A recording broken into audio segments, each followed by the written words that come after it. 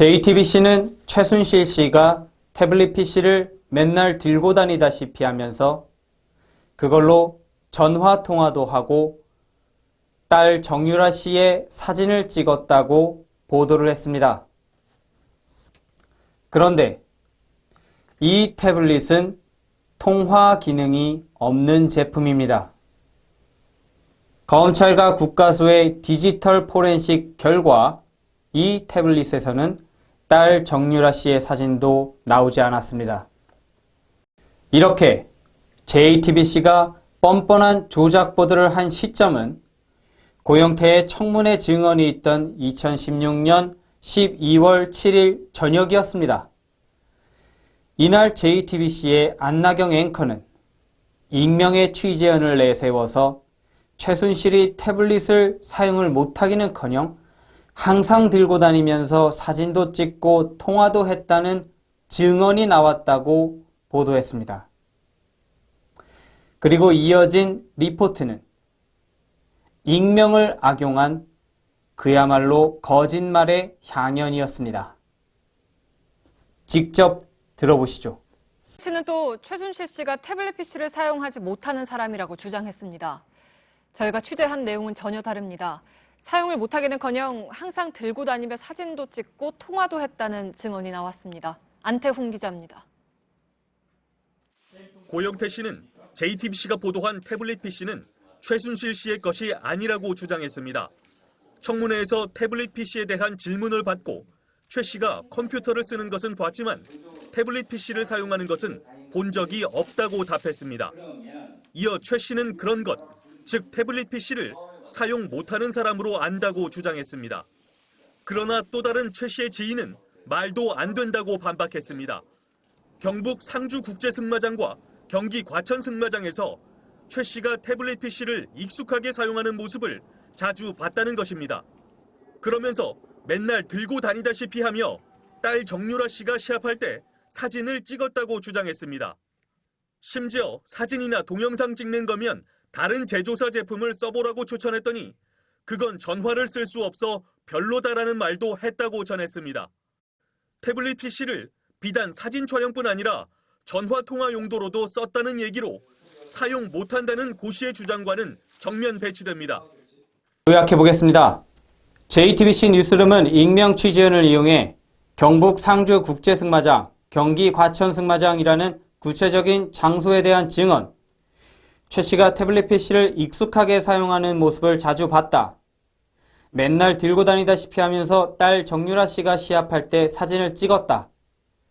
사진이나 동영상 찍는 거면 다른 제조사 제품을 써보라고 추천했더니 그건 전화를 쓸 수 없어 별로다 라는 말도 했다. 등과 같은 구체적인 증언을 보도하였습니다. 문제의 태블릿 SHV-E140S는 통화 기능이 없습니다. 태블릿에는 정유라 사진도 승마장 사진도 없습니다.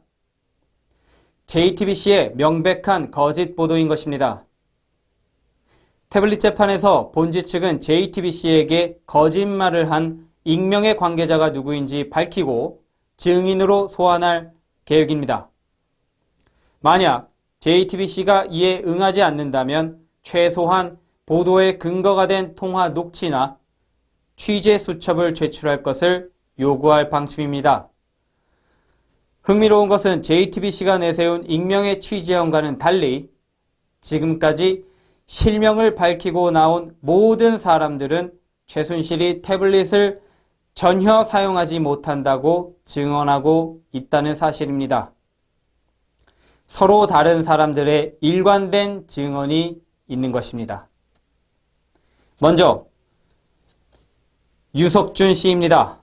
최순실과 10년 지기로 알려져 있습니다. 매일경제 2016년 11월 4일자 보도에 따르면 유 씨는 이렇게 말했습니다. 원장님은 휴대폰 로밍 설정 하나도 제대로 못해서 옆에 같이 다니는 비서에게 부탁하고 방에 인터넷을 연결하는 것도 못해서 내가 세팅해 주러 간다. 한마디로 왕컴맹이다. 각종 서류를 작성할 때도 늘 연필로 쓴 뒤에 컴퓨터 입력은 따로 시켰다. 두 번째로 고영태 씨입니다. 고영태 씨는 WK의 이사이면서 최순실의 최측근으로 알려져 있습니다. 고영태 씨는 국회 청문회에서 하태경 위원의 질문에 대해서 이렇게 대답했습니다. 정확하게 제가 그 태블릿 PC를 정확하게 말씀드리면 그런 걸 사용을 못하는 사람으로 제가 알고 있습니다. 하태경 의원이 묻습니다. 최순실은 태블릿 PC를 사용하지 못한다? 고영태가 대답했습니다. 예, 제가 알기로는 그렇습니다. 같은 날 국회 청문회에서 박헌영 전 K스포츠재단 과장의 증언입니다. 박헌영 씨는 최순실의 사무행정을 지원한 인물로 알려져 있습니다. 이날 이만희 의원이 물었습니다. 한 8개월 이상에서 9개월 가까운 시간을 일주일에 서너 번 정도 최순실을 만났는데 최순실이 그 종류는 아니겠지만 다른 태블릿 PC나 아니면 PC를 다루는 모습들을 본 적이 있습니까? 박헌영이 대답했습니다. 최순실 씨가 태블릿을 쓰는 모습은 저는 한 번도 보지 못했고요. 이만희 의원은 또 그러면 태블릿 PC를 갖고 다니거나 그것을 쓰고 있는 모습은 못 봤다는 말씀이지요? 박헌영이 말했습니다. 그것은 못 봤습니다.